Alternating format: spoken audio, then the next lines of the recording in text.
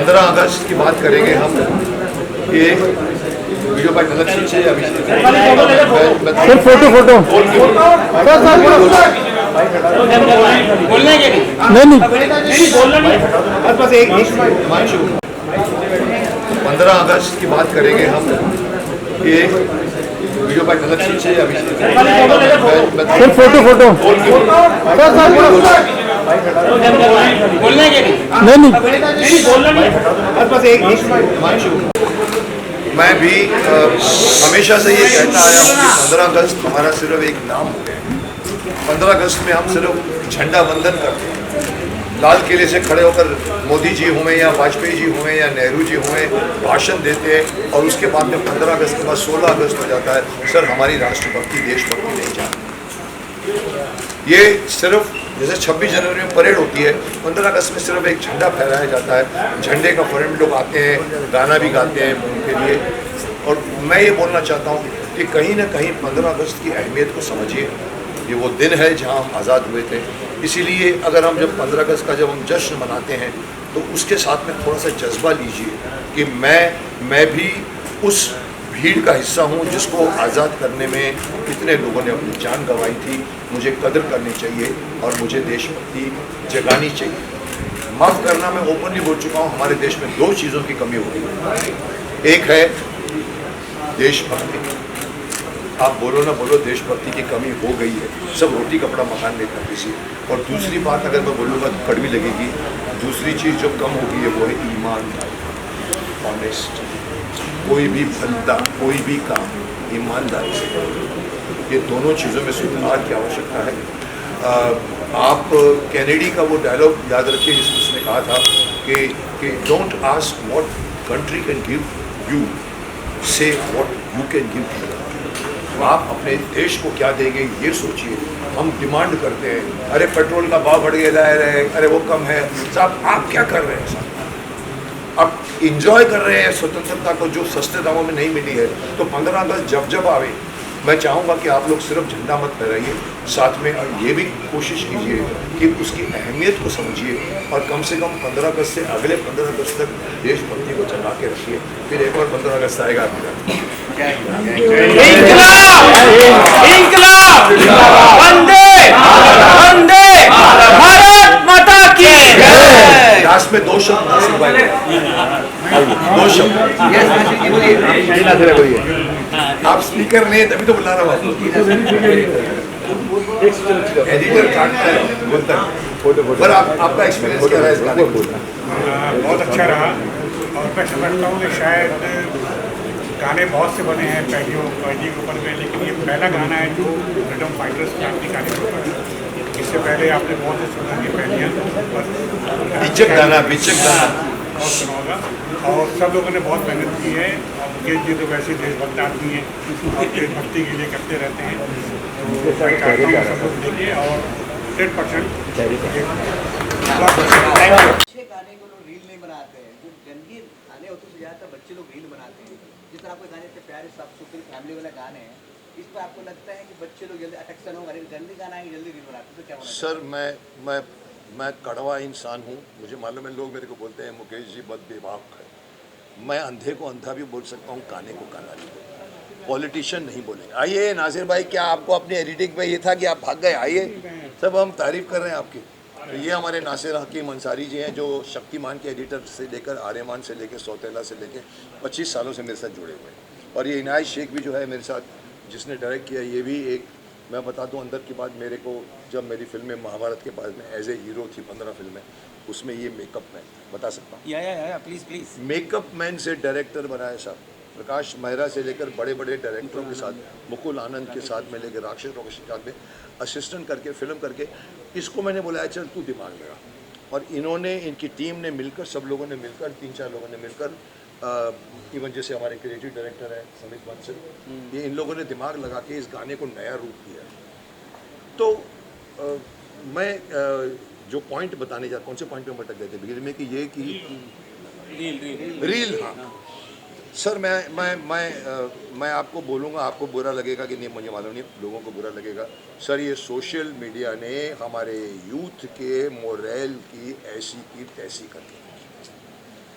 ना वो बाप की सुनते हैं, ना माँ की सुनते हैं, ना बेटे, ना अपने गुरु की सुनते हैं, ना भाई की, ना बहन की। वो सिर्फ और सिर्फ सुनते हैं विकीपीडिया की। उनके पेट में दर्द होता है तो फ़ोन को उठा के पूछते हैं, तो मेरे पेट में दर्द हो रहा है, क्या करूँ मैं? वो बोलता है इनो खा लो, इनो, इनो खाए। साहब ये है हमारा हमारे बच्चे, माफ़ करना, बीच में तो एक इंसिडेंट उठा था जिसमें मैं भी इन्वॉल्व था, मेरे को भी कुछ सुनना पड़ा उनकी तरफ से। सर वो संजीवनी पहाड़ कौन किसके लिए लाया था भूल गए थे, आपने देखा, मैं अगर रिपीट नहीं करता बिकॉज मुझे वो लोग बोलते हैं कि, पर मैं बता दूं साहब, एक ऐसा वक्त आएगा जब ये लड़का मोबाइल में फिल्म देखेगा, एआई का काम सुनेगा, अपनी गर्लफ्रेंड को लाकर बीच में जाके पूरी फिल्म देखेगा, वो साहब अपने दादा दादी का नाम भी भूल जाएगा। आप उसको पूछेंगे, अरे तेरे फादर का नाम क्या है? अरे वो हुक्मचंद। अच्छा, तेरे दादा का नाम क्या है? गर्लफ्रेंड को पूछिए क्या है मेरे दादा का नाम। सर ये सिचुएशन आने वाली है, इसीलिए बंद करिए सोशल मीडिया। मैंने अपने अभी युग पुरुष में मैंने 9 दिन मार्केट 9 दिन प्रमोशन किया है गुजरात में, 9 दिन ज़िंदगी में पहली बार किसी फिल्म का। वहाँ पर मैं 10 जगह बोल गया हूँ। मैंने कहा देखो गलती से अगर मैं प्राइम मिनिस्टर बन गया तो बना दो आप मुझे, जो मैं बनूंगा नहीं। साहब मैं क्या करूँगा, आप सब लोगों के मोबाइल फ़ोन छीन लूँगा। लाइए सर जाओ ग्राउंड फोन से 2520 साहब हम जीते थे। आज ये फ़ोन सबसे, अगर मैं शक्तिमान का पहला विलन आपको बताऊं, जैसे उसमें किल्विश कपाला था, शक्तिमान नहीं आएगी, उसका पहला विलन होगा mobile. It has become absolutely, मैं कहता हूँ एब्सोल्युटली आपके माइंड को डिस्ट्रैक्ट करने वाला। आप खाना खा रहे होते हो और टिंग टिंग बजती है, व्हाट्सएप पे किसी ने कुछ एक छोटी सी बात पूछी है, आप चम्मच रखते हो और उसको पहले जवाब देते। क्यों भाई, वो वेट करेगा नहीं साहब, इतना टेम्पटेशन वाला आदमी। इवन मैं भी कभी कभी रुक के जवाब देता हूँ, पर ये साहब इसने आपके माइंड की 65% से ज़्यादा दिमाग का आयाम छीन लिया है। राजकुमार साहब पे एक छोटी सी इंसिडेंट बताऊंगा, शायद आपको थोड़ा सा ये बहुत सीरियस टॉपिक में कुछ लगेगा। राजकुमार साहब के साथ मैं सौदागर का नहीं बेटा सौदागर में दिलीप साहब वहाँ बैठते थे, राजकुमार वहाँ बैठते थे, मैं यहाँ बैठता, और फिर हम लोग शॉट की वेट कर रहे हैं। बैठते थे राजकुमार साहब, नया फ़ोन आया था, 2 इंच दूर करके बात करते थे हम, थोड़ा उसको बोल दो, फिर फ़ोन बंद कर देते, फिर उसके बाद दूसरी बात 2 मिनट में फिर उठा देते, फ़ोन ऑन करते थे, फिर बात करते थे, फिर बंद करते थे, फिर रख देते थे। मैं देखता था 3 बार, फिर मैंने कहा पूछूंगा। जब हम साथ में आए, मैंने कहा राजकुमार साहब, जानी साहब आप ये बार बार फ़ोन को बंद करते हो, ऑन करते हो, फिर दिखाते हो, क्या बात है साहब, क्या बोला है, कमाल की बात है सर। वो आदमी को तो कहानियाँ ही कहानियाँ बड़ी पड़ी है। राजकुमार साहब जानी सर, उन्होंने कहा पता है क्या कहा, जानी ये फ़ोन हमारे इस्तेमाल के लिए है, दूसरों के लिए नहीं है। Can you do this today? आप दूसरों की वेट करते हो। मेरे सामने वाला आदमी बेटा बात करेगा, मेरे पास 6 बार फ़ोन देगा, अभी तक आवाज़ करिए। सो आई एम ट्राइंग टू से कि जैसे आपने कहा बच्चे बिगड़ रहे हैं, साहब डेफिनेटली बिगड़ रहे हैं। बच्चे को पकड़ के लाना चाहिए, जो सिर्फ शक्तिमान कर सकता है, माँ बाप नहीं कर सकते। आज के बच्चों को शक्तिमान की 10 गुना ज़्यादा आवश्यकता है 97 के बच्चों से, जो आप लोग थे 97 के जितने भी। सो ये गाना, इस तरह के और गाने, इस तरह की फिल्में, इस तरह के, एक ही एक्टर था, मैं माफ़ करना, मैं मुझे अचानक बात दिमाग में थी और अभी भी आ गई है। हमारे पूरी इस बड़ी इंडस्ट्री में जो बोलते हैं, जैसे अर्नब बोलता है, अरे मुकेश जी आप बोलते हैं ड्रग्स के खिलाफ, बोलते हैं पोर्नोग्राफी के, और कोई नहीं बोलता, महानायक भी नहीं बोलता, यहाँ तक बोल गए थे वो साहब। एक एक्टर थे एक ज़माने में जिनका नाम था मनोज कुमार, जिनको भारत कहा जाता था, जिन्होंने साहब उन्होंने फिल्में बनाई थी जो बननी चाहिए आज। जब ज़ीरो दिया मेरे भारत ने, जब ज़ीरो दिया मेरे भारत ने, क्या मैसेज दिया था उसने पूरे। कहीं ना कहीं we need to bring back Manoj साहब की उपकार, पूरब पश्चिम, शहीद, क्रांति, कमाल के मेकर्स थे। अभी उनकी डेथ हुई, मेरे साथ अच्छे रिलेशन थे, मेरे को मकेश बोलते थे मेरे को हमेशा। साहब मैं अंत में यही कहूँगा कि you people should discourage badly made film with badly motive, with जानबूझ के गंदी चीज़ें डाली गई हैं। मुझे एक प्रोड्यूसर ने कहा था, सर हम वही बनाते हैं जो लोग देखना चाहते हैं। मैंने कहा साहब नहीं, लोग वो देखते हैं इसलिए कि आप दे रहे हो, आप नहीं दोगे तो वो नहीं देखेंगे। So it's up to you to have guts. वो बनाओ जो उनको बोलो आके देखो, जो मैं शक्तिमान को कहता हूँ, बच्चे को पकड़ेगा इधर बिठाएगा, बैठ, देश का हमारा ये फर्क। सो आपके सवाल का जवाब मैंने बहुत बड़ा दे दिया। और कोई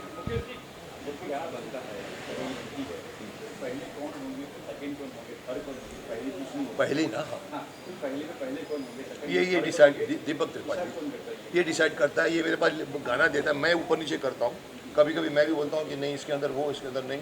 तो ये आप बताइए आप कैसे डिसाइड कर रहे हैं बिगिनिंग का 1 2 3। अभी मेरे पास 3 गाने, मैं बता दूँ आपको, 3 गाने ऑलरेडी लिखे पड़े हैं जो मैं फिर से अगर धृष्टता कर रहा हूँ अपनी आवाज़ में गाऊंगा, जो बीच में काफ़ी लोगों ने क्रिटिसाइज भी कहा था। मैंने कहा मैं गायक नहीं हूँ भाई, तो कैसे डिसाइड करें?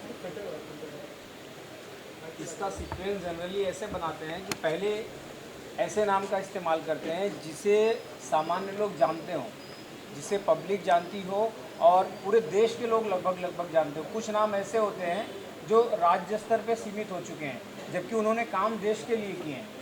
जैसे बिरसा मुंडा, जैसे तेलंगा खड़िया, जैसे आप नाम लीजिए बाजी राउत, जैसे सावरकर जी। अब सावरकर जी को लगभग महाराष्ट्र तक सीमित करने का प्रयास है, जबकि ऐसा नहीं है। उन्होंने इस देश को आज़ाद करने के लिए लड़ाई लड़ी है।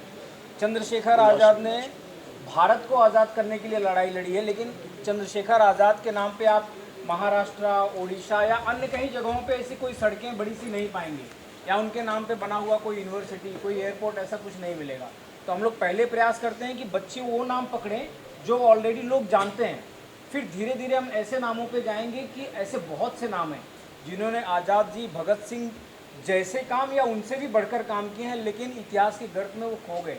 तो उनके नाम भी आगे आएंगे, जो जैसे जैसे पहले आगे बढ़ेगी वैसे वैसे वो नाम और वे कारनामे भी आएंगे जो लगभग मुझे ऐसा लगता है 90% जनता नहीं जानती। तो क्या करोगे तुम? वो मुझे अभी सोचना आगे कि आगे आप मुझे 4 हर गाने में 4 लोग डाल रहे हैं, 4 हो सकता है एक जवान में 4 है जो मेरे को भी नहीं मालूम, तो बच्चों को पूछ रहा हूँ, बच्चों को नहीं मालूम, तो उसका क्या करें? फिर मुझे जवाब देना पड़ेगा बच्चों को। जवाब आपको देना पड़ेगा, पहले मैं आपको बता दूंगा। तो मुझे पूछना हो तो ठीक है, मतलब आगे जाकर फिर उल्टा हो जाएगा कि बताओ कौन थे वो, मुझे पता है तुम नहीं बता पाओगे, चलो मैं बताता हूँ, तो ये रहेगा। गुड। और तो ये बनना चाहिए इस तरह से गाने। बिल्कुल सर, ऐसे जितने भी माध्यम होते हैं प्रयास करने के, हम लोग वो सारे माध्यम प्रयास कर रहे हैं। मुकेश खन्ना जी नाम का एक फेम जय हिंद अभियान में जुड़ा है। सारे स्वतंत्रता संग्राम सेनानी भी ये सोच के खुश हो रहे होंगे कि बॉलीवुड से कोई तो अभिनेता है जो आज़ादी के बाद भी हम लोगों को याद करने के लिए इन लोगों के साथ में लगा हुआ है। बाकी और लोगों के पास समय नहीं है। हम लोगों ने कई लोगों को अप्रोच किया, लेकिन हर जगह यही प्रयास किया गया है कि हमको क्या मिलेगा। मैं किसी का नाम नहीं लेना चाहता, लेकिन सब ने यही कहा कि भाई हम अभिनेता हैं तो हम अभिनय करने का पैसा लेते हैं, तो हमको क्या मिलेगा बदले में। तो मैंने बोला कि हम क्या दे सकते हैं, हम कोई प्रोड्यूसर तो है नहीं, कोई उद्योगपति तो है नहीं, हम क्या दे सकते हैं। मुझे लगता है स्वतंत्रता सेनानियों ने सिर्फ मुझे आज़ाद करवाने के लिए जान नहीं दी थी। आप अभिनेता हैं या नेता हैं, आपको भी आज़ाद करवाने के लिए उन्होंने अपनी जानें दी थी ना। 23 साल 19 साल के खुदीराम बोस, 23 साल के भगत सिंह, 23 साल के चंद्रशेखर आज़ाद, नेताजी सुभाष चंद्र बोस, जिनकी मिस्ट्री आज भी बनी हुई है, उनके वंशज हमारे साथ में है। सबसे बढ़िया चीज़ आपको बताऊं, हमारे इस अभियान में जिसमें मुकेश जी हमारे मार्गदर्शक हैं, स्वतंत्रता सेनानियों के सभी वंशज हमारे साथ में हैं। शहीद भगत सिंह के भतीजे हमारी टीम में हैं, मंगल पांडे जी के पौत्र रघुनाथ पांडे जी हमारे साथ में हैं, सावरकर जी की सगी पोती श्रीमती अशीलता जी, उनका इंटरव्यू भी लिया मैंने। यस, वो हमारे साथ में है। राजगुरु के पौत्र हमारे साथ में हैं। झांसी की रानी लक्ष्मीबाई के वर्तमान वंशज हमारे साथ में हैं। तो हम एक जड़ से लड़ रहे हैं कि लगभग ये नाम सबको पता चल जाए। कमर्शियल एंगल बिल्कुल नहीं है, ये हिट हो इसलिए चाहते हैं कि लोग जाने, हम इससे कमा लें, ये उद्देश्य नहीं है। और ये मेरा सवाल है, ये आप हम बता रहे हैं बच्चों को या लोगों को बता रहे हैं, लोगों को पता चल जाए, इससे क्या हो? इससे पता ये चलेगा सर कि जब 8 साल 10 साल के बच्चे में ये पता चलेगा कि 23 साल का चंद्रशेखर आज़ाद, जिनके ऊपर ब्रिटानिया हुकूमत ने 27 वारंट जारी की थी, अंत समय में जब आज़ाद जी को घेरा गया था तो 80 पुलिस वालों ने घेरा था और वो अकेला आदमी 32 मिनट तक उन लोगों से लड़ा था, बाकी लोग सशस्त्र थे। और चंद्रशेखर आज़ाद के हाथ में एक पिस्टल के बल पे 80 सशस्त्र पुलिस वालों का सामना करना खाने का काम नहीं है। आज़ाद से बहुत डरते थे। करें आज़ाद जी अगर सर एक गोली चला दें तो 5 मिनट तक वहाँ खामोशी छा जाती थी। और उस समय के नॉट बाबर ने संस्मरण में अपने लिखा है कि चंद्रशेखर आज़ाद जितनी गोलियां चलाते थे हमारे ऊपर, वो जो पेड़ों पे लगते थे वो 6 फीट के ऊपर एक भी गोली नहीं गई थी। और आज़ाद जी जिस पेड़ के पीछे से लड़ रहे थे, अंग्रेजों की गोली 30-30 फीट के ऊपर थी। मतलब वो बौखला के चला रहे थे। निशानेबाज मशहूर थे। मैं आपको इनकी बात पे रोक के बताऊंगा क्यों निशानेबाज थे चंद्रशेखर आज़ाद। ये आपने ही बताइए किताब के अंदर। बचपन में या कम छोटी उम्र में वो भील जो होते हैं ना, आदिवासी के साथ बैठकर तीर कमान के उनकी प्रैक्टिस करके उन्होंने, तो उनका निशाना इतना अच्छा था कि उसके ऊपर से कमाल की कहानी है। और एक और छोटी सी बात मैं बताऊंगा तो इनकी बात समझ में आएगी। चंद्रशेखर आज़ाद जी के बारे में एक बात मशहूर है साहब, कि चंद्रशेखर आज़ाद है, ये चंद्रशेखर आज़ाद के सिवा किसी को नहीं। Do you understand? आज लोग विजिटिंग कार्ड लेके बोलते हैं कि I am this, I am that. वो आदमी अगर भीड़ में भी खड़ा होता था ना, छद्मवेश करने में बहुत एक्सपर्ट था वो। 27 वारंट थे, लेकिन चंद्रशेखर आज़ाद जब तक नहीं बताएगा कि मैं आज़ाद हूँ, किसी को भी, उसको कोई फिक्र नहीं थी आइडेंटिटी की। जो आज हम लोग ढूंढते हैं कि मेरे चेहरे को लोग जाने, साहब उन्होंने छुप छुप कर जो उन्होंने नाक में दम किया सर, उन्होंने 27 वारंट जारी किए। एंड में भी जब ये बता रहे हैं मरने को, साहब मरने के बाद भी कम से कम आधा घंटे तक किसी की हिम्मत नहीं हुई जाने को, ऐसे कंकड़ मारते थे। अभी जिंदा तो नहीं है, अभी मर तो नहीं है, जिंदा है कि नहीं साहब। वो चंद्रशेखर आज़ाद कौन जानता है? तो मकसद ये कि उनको जानना चाहिए। और जानने से ज़्यादा तुमने एक अच्छी बात बोली कि लोगों के अंदर एक थोड़ी सी प्रेरणा चाहिए। हीरो किसको कहते हैं, कि हीरो किसको बनते हैं। ये सब हमारे आजकल के जो पठान और दुनिया भर के सब जो फिल्में बनाते हैं वो हीरो हैं। माफ़ करना, हीरो सही मायने में, शक्तिमान सब सही मायने में ये लोग हैं। हम नहीं, शक्तिमान हम नहीं, शक्तिमान ये लोग हैं। अब हमारे हीरोज़ में सर धर्म का कोई आड़ नहीं है। खुर्रम खान भी हमारे हीरो हैं, अशफाकुल्ला खान हमारे हीरो हैं। सवाल ये उठता है कि ये जिनका हेरोइक कैरेक्टर था उनको आप दिखाओ तो सही, बनाओ फिल्में बनाओ, लोगों के खुर्रम सामने खान लाओ की फिल्म तो बनाओ। सही। पंडित राम प्रसाद बिस्मिल, अशफाकुल्ला खान एक साथ थाली में खाते पीते थे। हिंदू मुस्लिम कहाँ थी वहाँ पे हिंदू मुस्लिम की वैमनस्यता? आप ये टीम में ही देखिए, इनायत भाई, नासिर भाई, खन्ना जी, त्रिपाठी, बंसल, आपको पूरा हिंदुस्तान दिख रहा होगा इस स्टेज पे। और हमारे में आपस में खूब पटती है। हम में कोई वैमनस्यता नहीं है कि बाहर किस तरह की बातें धर्म को लेके की जाती है। यही संदेश लोगों में भी जाना चाहिए कि भाई भारत विभिन्नताओं से भरा देश है। सभी धर्म के लोगों ने इस देश को स्वतंत्र कराने के लिए अपनी जानें दी हैं। उनको अपना हीरो बनाएं, उनको अपना आइडियल बनाएं। चलिए माइक छीन डायरेक्टर क्या बोलेगा, इनको बुलाएं। इनायत तुम क्या बोलना चाहिए, मैं बाद में बात बताता हूँ। नमस्कार। हम लाए हैं तूफान से कश्ती निकाल के, इस देश को रखना मेरे बच्चों संभाल के। बचपन में सुनते सुनते आए थे। एक दिन मुकेश जी का फ़ोन आया मुझे कि ऑफिस आओ।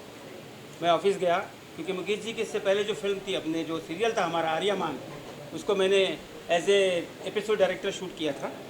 और मुकेश जी के साथ उन्होंने बताया आपको कि मेरा 20 से 25 साल का साथ रहा है।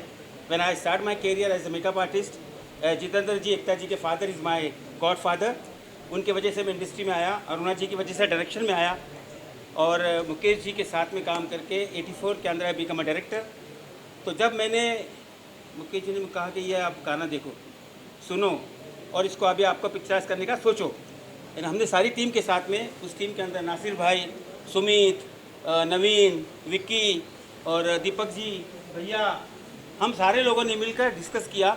और फिर हमने सोचा कि इसको इस तरह बनाना चाहिए। हम हर चीज़ ले जाके मुकेश जी के पास जाते थे कि मुकेश जी ऐसा करेंगे। बच्चे बिल्कुल अनजान, बच्चे कोई भी एक्टर नहीं हैं, स्कूल के बच्चे थे, उनको लिया हमने। और कोई रेसल वेसल भी नहीं हुई। हम जिस दिन शूटिंग कर रहे थे बच्चे आ गए सारे, और हमने उनको हैंडल किया और अच्छी तरह से उनको शूट किया। और इसके बाद की जो आने वाली पहेलियाँ हैं उसकी भी हमें तैयारी चल रही है। लिहाजा कहने का मतलब सिर्फ इतना है कि आप यहाँ से काटोगे तो जय हिंद निकलेगा, यहाँ से काटोगे तो मेरा भारत महान निकलेगा। जय हिंद। जीते रहो। सोशल मीडिया की बात कर रहे थे जी। तो सोशल मीडिया में आपसे लाखों फैंस का एक ही सवाल है कि शक्तिमान क्या वापस आएगा? वापस आता है तो कौन बनेगा शक्तिमान? कौन बनेगा शक्तिमान कॉन्टेस्ट शुरू कर दो। कौन बनेगा करोड़पति छोड़ दो, कौन बनेगा शक्तिमान। आपको मालूम है मैं इतना परेशान हो गया हूँ। आपको मालूम है मैं, जैसे अभी आपको भी कई लोगों को अंदाज़ा हुआ, 20 मिनट में मैंने 15 मिनट आध्यात्मिक बातें की। अच्छी बात है साहब। मैं अपने चैनल में, मेरे 800 से ज़्यादा वीडियो आ चुके हैं। Bhishma international, Mukesh Khanna show. Sir अक्सर तीसरा कमेंट होता है, अरे छोड़ो ना ये सारी बातें, शक्तिमान कब आएगा। हर तीसरा आदमी पूछता है मेरे को, अरे रहने दीजिए, लगता है ये तो झूठ बोल रहे हैं शक्तिमान है। तो बोलता है अरे अगले जन्म में शक्तिमान देखना पड़ेगा। So this your question is very very pertinent. I am aware of it. I can't answer you because मैं सोनी से कॉन्ट्रैक्ट में हूँ। सोनी से कॉन्ट्रैक्ट में होने के बाद में भी मुकेश खन्ना जितना बोल गया कोई एक्टर नहीं बोलता। मैंने आप लोगों की कदर की, आप लोगों को मैं, बिकॉज मेरा आप लोगों का रिश्ता आज का नहीं, 40 सालों का है। दर्द दिल से लेकर आज तक मैं, प्रेस मेरे साथ बहुत कंफर्टेबल फील करती है। आजकल की प्रेस इसीलिए कंफर्टेबल फील करती है, आपको बताऊं असलियत, उनको मालूम है मुकेश खन्ना को थोड़ा उंगली दो तो कुछ न कुछ दे देगा। मैं फिल्म के प्रीमियर में खड़ा हूँ, फिल्म की बात हो रही है, भागम भाग पता नहीं, एक आदमी सर नरेंद्र मोदी जी सर को करने वाले हैं। मैंने कहा यार मेरे पास फिल्म की बात करो ना, उनको मालूम है मैं बोल जाता हूँ। सो कहीं ना कहीं आप समझ लीजिए कि हम जो करना, मैं बोल जाता हूँ। शक्तिमान के बारे में भी मैंने कॉन्ट्रैक्ट के खिलाफ उनको शिकायत थी, मुकेश जी आप बोलेंगे नहीं, पर मुझे बोलना पड़ा। आपको मालूम है क्यों बोलना पड़ा? कहीं ना कहीं मेरे को बात पसंद नहीं आई कि ये नहीं चलेगा वैसे, वेदर यू आर लिखा हुआ है एग्रीमेंट कि नहीं, I don't care, I will not let him play Shaktimaan. आप जानते मैं किसके बारे में, क्योंकि मुझे शक्तिमान में शक्तिमान का चेहरा चाहिए, मुकेश खन्ना नहीं चाहिए। किसी ने एक बार कहा था पिछले गाने को देखकर, कई लोगों ने मुझे ट्रोल किया, माफ़ करना, बीच में ट्रोलिंग इतनी स्ट्रांग हो गई थी कि मोदी जी भी छूट गए थे पीछे। 15 दिन तक मुकेश खन्ना शक्तिमान ट्रोलिंग चल रही थी। अरे ये तो शक्तिमान बन के आएगा ऐसा बताने के लिए गाना लेकर आए, अरे ये देखो। अरे मैंने कहा मेरे बाप में शक्तिमान हूँ, मैं क्या बोलूँगा, मैं लाऊंगा शक्तिमान दूसरा, it is 100%, but I have to delegate. ये सुपरमैन, स्पाइडरमैन, इलेक्ट्रिक मैन या मतलब जो होता है आयरन मैन नहीं है। सुपरमैन में 10 सुपरमैन बने, आपने देखे होंगे। क्रिस्टोफर रीव से पहले भी कॉमिक्स में चलता है साहब, क्योंकि उनकी मिस्ट्री, उनकी हिस्ट्री, उनकी माइथोलॉजी। शक्तिमान में ये चाहिए। हाँ क्या आने वाला है, मतलब आने वाला है। आपको डायरेक्ट सवाल का जवाब चाहिए या मैं आपको अंदर की बात बता रहा हूँ? डायरेक्ट सवाल मेरे पास भी जवाब नहीं। सोनी में आना है साहब, मेरा कॉन्ट्रैक्ट हो चुका है, और 1-2 रुपये का नहीं है, करोड़ों रुपये का है, और मैंने उस करोड़ों रुपए को होल्ड करवा के रखा हुआ है। कोई और नहीं करता जो मुकेश खन्ना नहीं किया। मेरे को मेरे अकाउंटेंट ने कहा था, माफ़ करना, किधर है मेरा अकाउंटेंट? राजू, एक सेकंड मेरी बात पूरी करने थे, मेरी बात। राजू भाई, मेरे को मेरे अकाउंटेंट बोलते हैं सर चेक ले लो ना, बाद में आप प्रोटेस्ट करना। मैंने कहा चुप, चेक नहीं लूँगा। मैंने वो सर होल्ड कराया और मेरा प्रोटेस्ट शुरू हुआ। सो शक्तिमान सोनी पर आना ही पड़ेगा, एग्रीमेंट है। बट कहीं ना कहीं जैसे आप लोग बोलते हैं रुकावट के लिए खेद है, या मिलेंगे ब्रेक के बाद, ये हो रहा है। जी आप क्या बोल रहे हैं? जी शक्तिमान कौन बनेंगे, ये तो एक बहुत लंबा डिस्कशन रहा है, लेकिन इंग्लिश आप किसे देखते हैं, बाकी कास्ट आप किसे देखते हैं, आपके जहन में कौन कौन चेहरे आते हैं? फिर आप छेड़ रहे हो मेरे को, आपको कोई कोटेशन मिल जाएगा मुकेश खन्ना से। चलिए बोल देता हूँ, मैंने सामने बोला हुआ है। मैं रणवीर को किलिश बना दूँ, रणवीर सिंह जो शक्तिमान बनना चाहता है, he is fit for Kilvish. Khilji कर चुका है, दुनिया भर के ऐसे कैरेक्टर कर चुका है। धुरंधर भी देख रहा हूँ। मुझे कहीं से लोगों ने कहा सर वो गली बॉय इतना अच्छा एक्टर है। मेरे साथ बैठ के 3 घंटे अच्छी तरह से बातें की। क्या हो रहा है, मैं हिला रहा हूँ क्या? हाँ, तो कहीं ना कहीं मैं आपको बता दूँ, मैंने उनको भी, मैं छुपाऊँगा नहीं, मैंने उनको भी मुँह पे कहा। अब मैं बोला नहीं 15 मिनट और बोलो 15 मिनट्स में 3 घंटे। बेचारे बहुत एनर्जेटिक एक्टर है। एंड में मैंने उसको बोला, मैंने कहा देख, जो मेरे दिमाग में शक्तिमान का फेस है ना, इमेज है, प्योर होना चाहिए, मिसचीफ नहीं होनी चाहिए। जैसे आज की सास भी कभी बहू की लड़कियां बिंदिया लगा के देखती हैं शादी कैसे, इनके अंदर वो बच्चों को सिखाने का जज्बा नहीं है। बच्चों को क्या बोलेंगे, चल आया डांस करते चल, ये सिखाएंगे, मस्ती कराएंगे, खिलाएंगे। I wanted Shaktimaan. मैंने तो ओपनली कहा था, मैं आपको भी बोल रहा हूँ, मैंने उनको बोल दिया है यार तू किलविश कर। आप नहीं माना, या आर्यमान कर ले, मेरा नेक्स्ट बनने वाला है। बट शक्तिमान बहुत कोशिश रही, बिकॉज सोनी चाहता था कि रिटर्न आए पैसों की। मैंने कहा पैसों की रिटर्न आएगी, लेकिन 1000 करोड़ नहीं आएगा जो एक शक्तिमान से आता है, जो real. Don't need star, you don't need Mukesh Khanna for that. मैं तो बोलता पूरे इंडिया में आप टैलेंट कॉन्टेस्ट करवा दीजिए, हर स्टेट में ऑडिशन, और चूज़ कीजिए शक्तिमान। मैं वो सोच का आदमी। तो बाकी आएगी तो आएगी, आनी ही पड़ेगी क्योंकि अभी तक हमारा कॉन्ट्रैक्ट कैंसिल नहीं हुआ है। जी, और ये हमारे साथ तिरंगा गाने